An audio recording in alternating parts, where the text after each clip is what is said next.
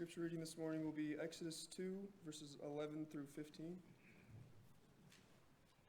One day, after Moses had grown up, he went out to where his own people were and watched them at their hard labor. He saw an Egyptian beating a Hebrew, one of his own people. Glancing this way and that and seeing no one, he killed the Egyptian and hid him in the sand. The next day, he went out and saw two Hebrews fighting. He asked the one in the wrong, "Why are you hitting your fellow Hebrew?" The man said, "Who made you ruler and judge over us? Are you thinking of killing me as you killed the Egyptian?"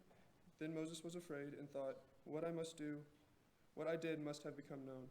When Pharaoh heard of this, he tried to kill Moses, but Moses fled from Pharaoh and went to live in Midian, where he sat down by a well.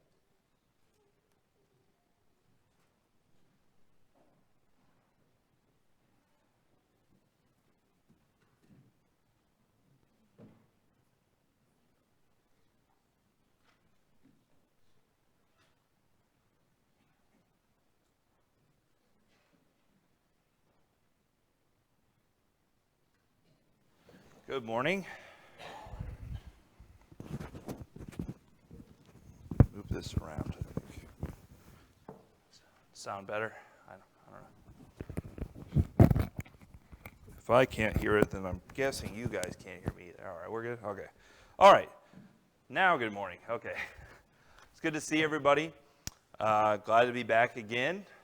It always kind of sneaks up on me, and sometimes even though I do the prep work beforehand for the lessons, sometimes Jean won't text me till like the night before, and then for whatever reason, a period of time will go by where I forget that I'm supposed to be here today. And so like I had done the lessons and everything, but some point in time on Saturday, when I got Jean's lesson, there was a moment where I was like, oh no, I haven't done any of the lessons. I forgot I was supposed to be here today. But I made it, so everything's okay. But it is good to be back. And, you know, there's something I've started realizing a lot more as I've been teaching, and you get all these different students and different personalities in a room, and generally for them it's the worst thing they could be doing with their lives at that moment, right? Like kids generally aren't happy to be up early, and certainly not up early and learning. But, you know, generally each day when I get there, you know, I'm like, this is a good place to be. This is a good thing for me to be doing. And I certainly feel that way, especially each Sunday that I've been blessed to certainly be at Brownsburg with my family and the church there, and then also to be other places and here especially. It is a blessing that we get to be here together. And you get to be with people that you share things in common with. And just thinking about that in our daily lives, the things that we share with people, whether it's our hobbies, you know, things we have at work, and then certainly our faith, it should be chief among those. And it is a blessing that we share this faith with others. That is a comfort that God has blessed us with. So I'm grateful to share in worship with you this morning, and I pray that hopefully you can take some value out of the lesson in which I had gained some value studying through it. If you haven't already, go ahead and open up to Exodus chapter 2. Exodus chapter 2, I want to look at an element of Moses that I think is fascinating into who he is. And if you haven't picked up by now, generally I do like doing character studies or you know, going through biblical stories. And tonight we'll kind of do a different segment of David that I also find fascinating. And, you know, I've definitely continue with that theme. I think I've talked about Joseph here and Melchizedek and Abraham and, you know, a lot of these characters, because I think that's what we relate to. We relate to people, right? Like what makes the Bible stand out to us as something that, you know, hey, I can see myself in there. And maybe I don't see myself as a man who is going to see a burning bush on the way home or anything like that, but there are human elements to the scriptures that God has put in there. He has made it a book that is inspired by him, right? He got all the words he wanted in there, but he used men to do it. Used flawed men, used imperfect men who, you know, while flawed, did accomplish great things. You know, so he used people to get the word out there. And I think it's fascinating how God gives us these characters throughout the scriptures. And in here, Moses, who is an interesting character because, you know, as with most characters that are given to us in the Bible, save for one, Moses is a flawed character, right? He's a flawed character, but I do think there is a characteristic of Moses that stands out from the very first introduction we have to him. All right, just from what is read there, and we're not going to read the whole section again, but the very first time we're introduced to Moses is from when he gains some attention into how his people, the Hebrews, are being treated. All right, one of my favorite cartoon animated movies is it's a movie called The Prince of Egypt. And if you haven't seen it, it's fantastic. You should watch it. All right, just my recommendation for the day. But it tells the story of Moses and the Exodus and the story like that. But the movie does take some liberty in that from the very get-go, it portrays Moses as very bought in to his Egyptian lifestyle, and that it was quite a difficult tear from him going from Egypt and then leaving to Midian. And some of the stuff it takes some liberties with for the sake of the movie and to provide a different kind of context for the story. But here, when we're introduced to Moses, we don't have any backstory into his life as an Egyptian prince, as it were, or even really his standing very much with the people of Egypt, other than the fact that Pharaoh's daughter picks him up out of the river, and then Moses' family obviously kind of nurses him up from there, and he's going to live in Pharaoh's household. But the first time we see Moses actually do anything, a conscious decision, is here on behalf of his people, the Hebrews. He stands up on their behalf when he sees, starting in verse 11, when he sees how these people are being burdened, how they are being beaten down, how they are being oppressed by the Egyptians. And his first act, in spite of his place of prominence, which, considering all of his contemporaries, the other male children of his time were to be executed and killed, he is now in this very beneficial situation. His first act, though, is to defend the helpless. All right, this man's being beaten, and his first act is to defend the helpless. And I don't want to spend a lot of time dwelling on, well, how does he react? Is it kind of a sneaky, sinful way? Obviously, he goes and kills. There's a whole lot we could dive just into this fact of how Moses responds. But there is an important characteristic of Moses of how he becomes a defender. And I think I've mentioned before, I do terrible jobs at titling sermons. I almost do it just so I remember it. So Moses the bodyguard, I'll try to use the word bodyguard as little as possible. But, really Moses has the characteristic of defending the helpless. And that is on display from the very get-go here in chapter 2 of Exodus. And a lot of times the way God introduces us to Bible characters, their key characteristics are the very first introduction we have to them. All right, so David, his first words, his first actions really, besides us knowing that he gets anointed and that he's a shepherd, is his first response to, who is this uncircumcised Philistine, that is, mocking the armies of the living God. That's the first introduction we have to David, right? The first introduction we have to these characters, a lot of times God uses to illustrate who this person is. And so Moses is shown here as a defender, someone who is going to stand up for the helpless. And then you say, okay, all right, interesting story. So Moses has this kind of characteristic of being a defender, and you're like, all right, kind of a neat introduction to Moses. Well, jump back at the end of where we just read for the scripture reading. So at the end of chapter 2, we talked about how near the end of chapter 2 that Moses, once he gets discovered by the Israelite people and he realized, oh, they caught me. I looked around and thought nobody was looking, and then I killed the guy. I wanted to avenge on behalf of the mistreated Israelite, but somebody saw me. I'm going to leave. I got to get out of here. I'm scared for my life. Pharaoh's going to be very, very angry. And so he flees and goes to Midian. And in verse 15 mentions he sits down at a well. Let's read the next few verses together. So in verse 16 it says, "Now the priest of Midian had 7 daughters, and they came and drew water and filled the troughs to water their father's flock. The shepherds came and drove them away, but Moses stood up and saved them and watered their flock. When they came home to their father Reuel, he said, 'How is it that you have come home so soon?' And they said, 'An Egyptian delivered us out of the hand of the shepherds, and even drew water for us and watered the flock.'" And then after that, the Midian priest is going to give Moses his daughter in marriage, and they're going to have a son named Gershom, and so on and so forth. And obviously we know where this is leading for Moses heading back to Egypt. But we see yet again, Moses stands up for the helpless women at the well. These daughters who are just trying to get water for their sheep. And boom, Bob's your uncle. All of a sudden, there comes the bad guys, right? Bad guys are here. They're trying to, drive them away for whatever reason. Who knows? I guess it's a dirty business, shepherding.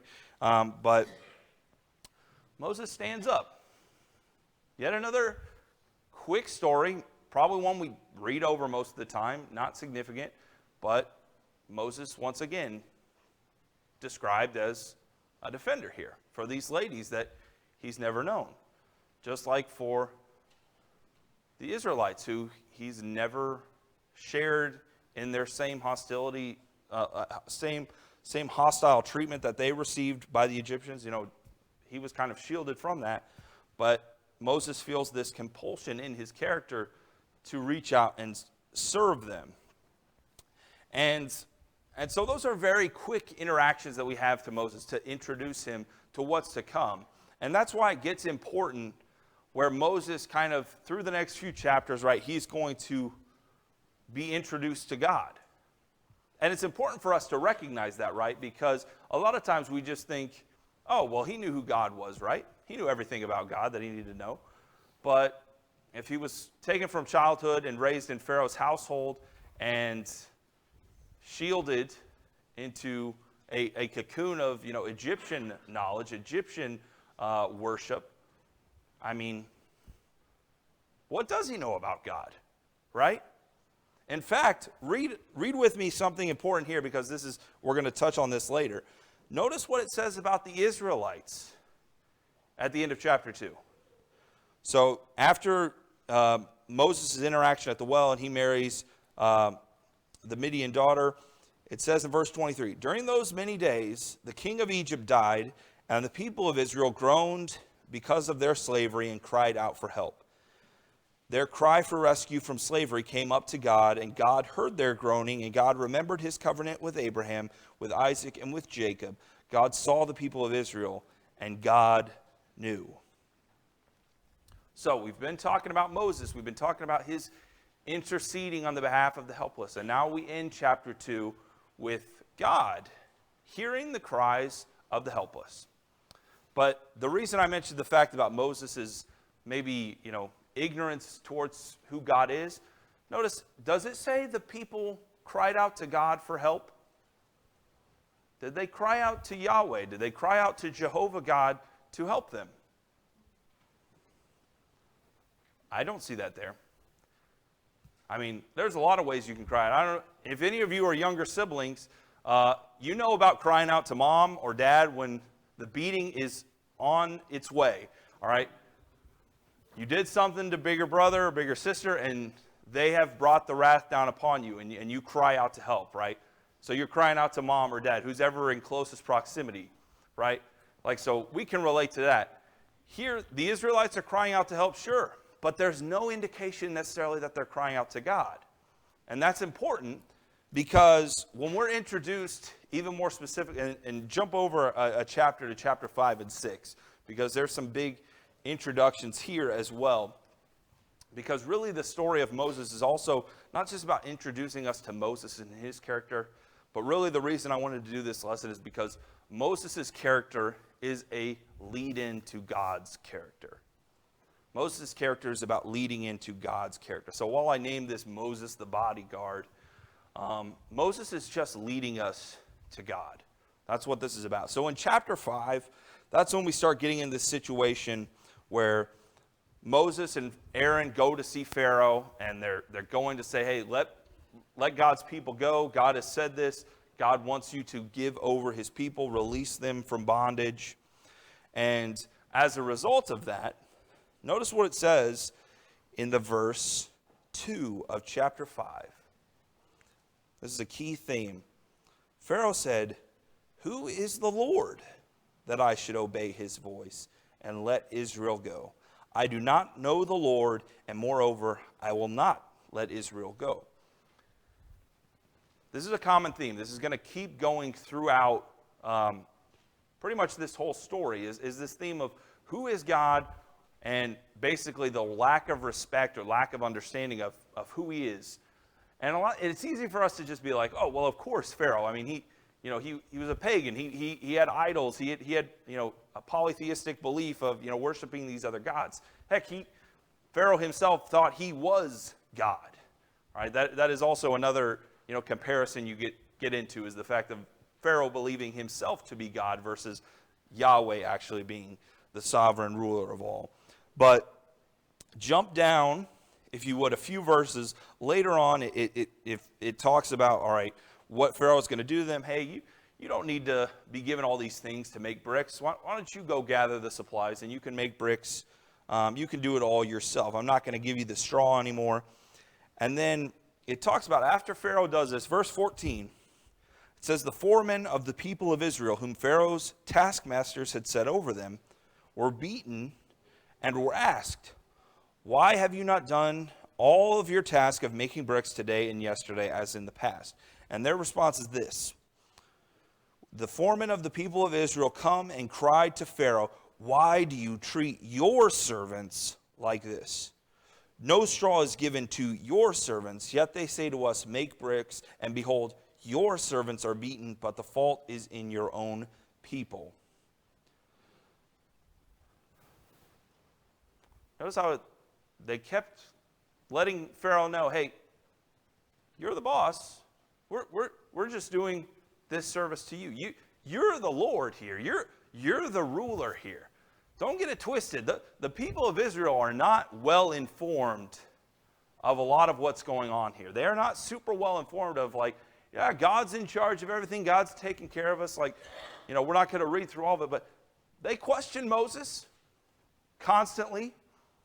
Even after they get delivered, we know they're going to question God constantly. But here, we don't have a group of people that have God as their ruler. Right now, the people of Israel view Pharaoh as Lord. He is Lord. He is master of all. He is in charge of what's going on. Okay? And that's important because you have a God who has heard their groanings, a God who is trying to intercede for them, go on their behalf and defend them. But they are seeking solace in what they know. What they know is Pharaoh. What they know is Pharaoh is considered the self-termed God of them, the self-termed God of Egypt. And while there are other gods, Pharaoh believes himself to be a deity in and of himself as well, a higher than other people. And so they're going to that quote-unquote God, that so-called God, for answers and supports. Hey, we're your servants. We're serving you. Like, you aren't helping your servants. And so, this is the fascinating part of the story, because it's almost you're getting a group of people that you're trying to help, but they keep going to the oppressor rather than the liberator. Okay, so you can't spend a lot of time in this story just talking about let's talk about Moses' character or just about God's character. You have to see, where are the people of Israel coming from? Where are their minds at? And so we've kind of been in this interesting situation where Moses tries to deliver the people, in a small way in chapter 2, right? He tries to deliver that man and, hey, help you out. And he's met with rejection. Here, they go to meet Pharaoh. Let my people go. God says, let my people go. Pharaoh obviously resisting, questioning, who is this Lord? I don't know this God. I don't know Yahweh. I don't know who you're talking about. But even the people themselves here, the second time Pharaoh is approached, the second time that Moses approaches and tries to deliver the people, there's still kind of this resistance. They're still bought in to Pharaoh as Lord. Have you ever heard that saying, you can't save people that don't want to be saved? I don't want to say we can go that extreme with the people of Israel. They wanted to be delivered and have some lightened burdens, but they didn't really know the extent in which they needed to be delivered. They didn't really know how far they needed to be saved. So we're introduced to them and to Moses, and we have these interesting interactions here going through. But the fascinating thing, obviously God has talked to Moses at the burning bush and told him the plans he has. But there's an awesome thing that happens after you get through chapter 5, and Pharaoh's talking all this smack, right? Like, I don't know who this God is. I'm going to do what I want to do. I don't know who he is. And then notice what it kind of gets to verse 22 in chapter 5, and then we'll read through some of verse 6. Let's jump back to verse 19. I think it'll give us a better context. So it says, the foremen of the people of Israel saw that they were in trouble when they said, you shall by no means reduce your number of bricks, your daily tasks each day. They met Moses and Aaron, who were waiting for them as they came out from Pharaoh. And they said to them, the Lord look on you and judge, because you have made us stink in the sight of Pharaoh and his servants, and have put a sword in their hand to kill us. Then Moses turned to the Lord and said, O Lord, why have you done evil to this people? Why did you ever send me? Once again, kind of showing his intercessory nature there, kind of going on behalf of the people. Hey, God, like the people are worried, people are concerned. But verse 23, for since I came to Pharaoh to speak in your name, he has done evil to this people, and you have not delivered your people at all. So we'll pick up in chapter 6 in just a second. But setting the context, right, the people are miserable. Even Moses, who is, we know if we know the story of Moses, he's been on shaky ground about this whole task from the beginning. Despite his nature to be a protector, he's still been on shaky ground, doesn't think he's capable of the job. And here, God, like ever since we've got here, things have literally gotten worse. Everything has gotten worse since we've got here. Nothing has improved. But you notice all the people have been talking, everybody said something here, except one person, right? We're still waiting on what God has to say. And verse 1, but the Lord said to Moses, now you shall see what I will do to Pharaoh. For with a strong hand he will send them out, and with a strong hand he will drive them out of his land. And God spoke to Moses and said to him, I am the Lord. This is why context is so important, is because you could just read that and it's just, God spoke to Moses and said, I am the Lord. I appear to, and you're like, okay, get it. But you talk about the context of the story, right? Pharaoh just said, I don't know who God is. Pharaoh, by his very nature, believes himself to be greater than man. The people are going to Pharaoh for deliverance. Moses himself, who has seen already some of the glory of God shown to him in the burning bush and has been told what's going to happen. All of them have been on shaky ground. All of them are questioning, who is God? Who's going to deliver us? Who's going to make it easier on us? God, why are you making things worse? Then you get to where God speaks. Now you get to God talking about what he's going to do. Now God is going to intercede. No, I'll show you what Moses, what I'm going to do to Pharaoh. You will see the strong hand that I will place. I will send them out, and with a strong hand drive them out of this land. All right, I'm going to do these things. Then when you get to the part in verse 2, like it's not a small statement. Because people don't know who God is. People have lost sight of that, right? So when you get to verse 2, that isn't our, yeah, we know everything. We've read all the stories. I was in Bible class. Yeah, God, I am the Lord. I mean, it seems like he says what his name is a lot, but people don't know, right? People are lost. People are confused. So when God says, I am the Lord, that is profound. That is magnifyingly great about God stating his identity. All right, and we've been talking about Moses' identity and his character of kind of who he has been. And so even so early on, right, Moses hears the groans of the people. He acts and strikes down one man. It does nothing. Does little to nothing. And in fact, it incites, negative backlash. God, at the end of chapter 2, very similar in the nature of Moses, hears the groaning and the cries.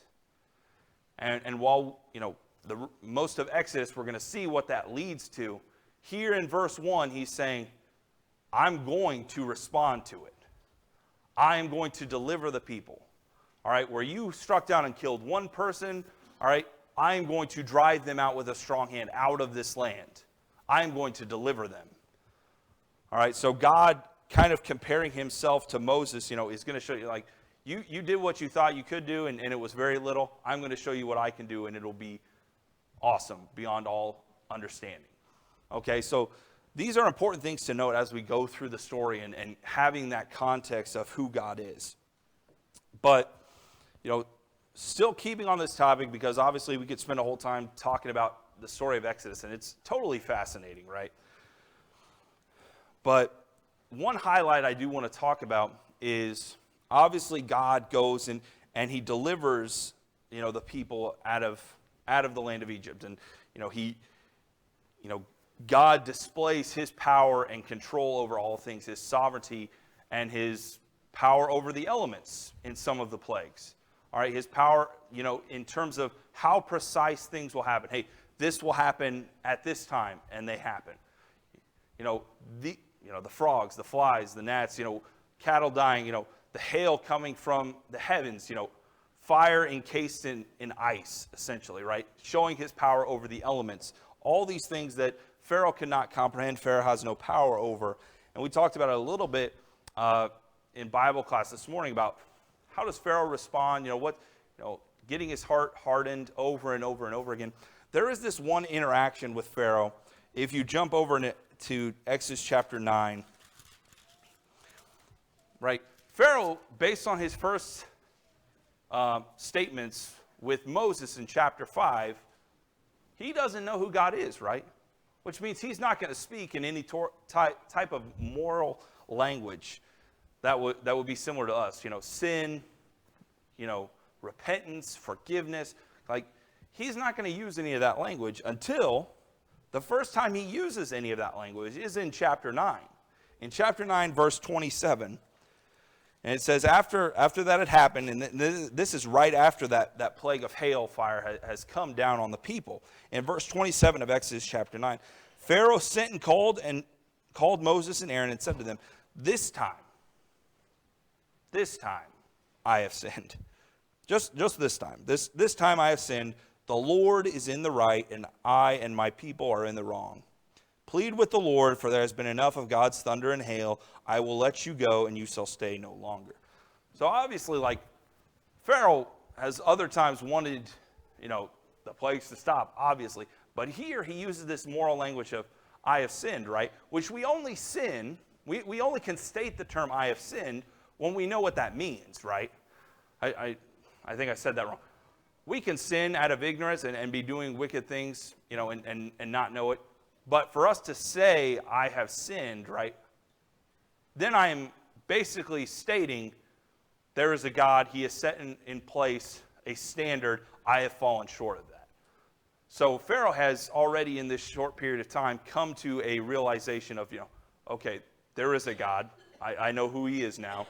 I have fallen short of that standard. I have sinned against him in this time. And so he uses this language now, which shows God is revealing himself not only to Pharaoh, but also as well to the people of Israel who were clueless, and I guess the people of Egypt as well. But I say that to kind of lead us to the last point about Moses interceding, because it is so much about who God is. All of this is about learning who God is. And in Exodus chapter 32, if you'll jump over there, after the people have been delivered and God has displayed his power over, the earth and over this great kingdom that was the greatest on the earth, right? That had access to all these resources, that had these grand capabilities, and apparently this God king, right? God has displayed that he is truly God, and Pharaoh is but a man. But then we get to Exodus chapter 32. And they go to Sinai, and God's going to deliver the law to Moses. Moses is up on the mountain, and the people get a little restless, they get a little foolish, and they make some dumb choices. Some choices, mind you, that kind of reflect how they still have Egyptian, tidbits in their mind that they revert back to. Right? Why would they make an idol? Why would they make an idol of a calf? I don't know, maybe because they've seen a lot of them in their lifetime. Maybe just a suggestion. But we've talked about them coming to this realization of who God is. And in chapter 32, verse 7, read a few verses there with me. It said, And the Lord said to Moses, Go down, for your people whom you have brought up out of the land of Egypt have corrupted themselves. They have turned aside quickly out of the way that I have commanded them. They have made for themselves a golden calf and have worshipped it and sacrificed to it.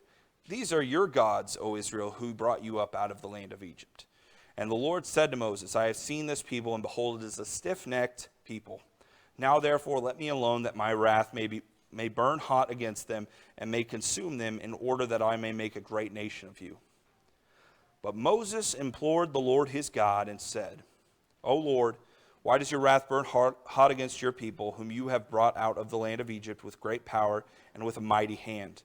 Why should the Egyptians say, with evil intent did he bring them out, to kill them in the mountains and to consume them from the face of the earth? Turn from your burning anger and relent from this disaster against your people. Remember Abraham, Isaac, and Israel, your servants, to whom you swore by your own self, and said to them, I will multiply your offspring as the stars of heaven, and all this land that I have promised I will give to your offspring, and they shall inherit it forever. And the Lord relented from the disaster that he had spoken of bringing on his people. Okay, so the greatest intercession that Moses takes part in is when he finally goes before God, right? He goes before God and he says, don't kill them all, right? Don't wipe them all out. Because essentially God's at the point where he's doing the story of Noah over again, right? I'm going to wipe everybody out. Noah, I'm going to start with you guys. All right, Moses, I'm going to kill them all. And Moses, I'm going to start with you. All right, that's essentially where God is. And this great moment of Moses having to intercede on behalf of the people of Israel. It's important that we've talked about who God is and maybe the lack of understanding of who God is. And I promise this is the last time you'll have to turn the page, but probably the next page in your Bibles, chapter 34. I don't believe, this is my belief, you might disagree with it, I don't believe God acts impulsively. And while he had every right to wipe out the people, there's part of me and that agrees with some others and that this was as much a test for Moses in this moment. But notice when we talk about God talking in chapter 6 and how he talks about what he's going to do and how that reveals who he is, and he talks about I am the Lord. In verse 6 of chapter 34, God really gets into a description. He's like, hey, if God, if you were going to say who you are, this person that's kind of been unknown to the people, they don't truly understand it throughout this story, even as you've been delivering them out of captivity. They've still been ignorant. Chapter 34, verse 6. All right, the Lord passes before Moses, and he describes himself. And this is what he has to say. The Lord, a God merciful and gracious, slow to anger and abounding in steadfast love and faithfulness, keeping steadfast love for thousands, forgiving iniquity and transgression and sin, but who by no means clear the guilty, visiting the iniquity of the fathers on the children and the children's children to the third and the fourth generations. How does God first describe himself? How would he first describe himself? Merciful, gracious, slow to anger, abounding in steadfast love, and faithful. Simply put, generally, all the things we are not, right? Like, not to kick us in the shins or anything, but like, he's all the things that we aren't. Like, thanks be to God for that. Thanks be to God he's not like me. But when God describes himself as this, and then we look back in chapter 32, if God is those things, I have a hard time believing that, man, Moses is just such a great defender that he just saved all those people, that he just convinced God, who has all the information, more information than Moses, who remembers everything that occurred better than Moses could. I don't believe that was the case. I think that was just as much a test, kind of this great test for Moses, who has already been through a journey, through quite an experience, through some ups and downs, some mistakes, some moments of doubt. And now he comes to this moment on the mountain where God is going to deliver him the law and tells him about the wickedness that the people are doing. And God puts Moses in this situation where Moses has to serve God in quite a unique way. And the way he serves God is not protecting the people from God, because Moses couldn't do anything, right? He couldn't protect them. God snaps his fingers, everything ceases to exist. All right? All Moses had to do was just tell God who he is. Moses is simply there reminding God of the same thing God tells him in verse 6 of chapter 34.